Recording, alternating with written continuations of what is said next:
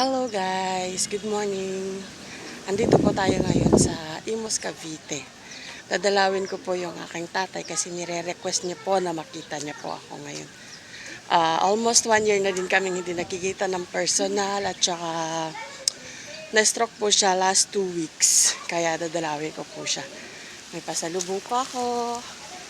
Paborito po namin to noon nung mga bata pa kami. Lagi niya pong binibigay sa amin to. Eto na po ako. Pasok na po ako sa bahay ng aking kapatid. Hello, ate!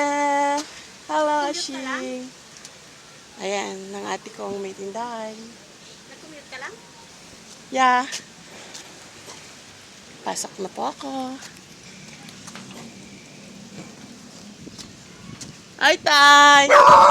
Uy! May aso. Ate, ayan, pasalubong ko kay ate. Suso. Bilisan ako ng ulam eh.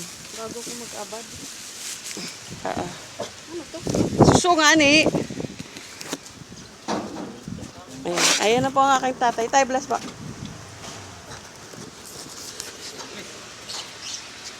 Balik kayo ninong. Ayan, nandito na po ako sa bahay ng ate ko. Hello, kuya!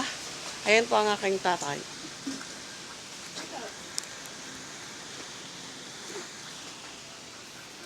Tayo.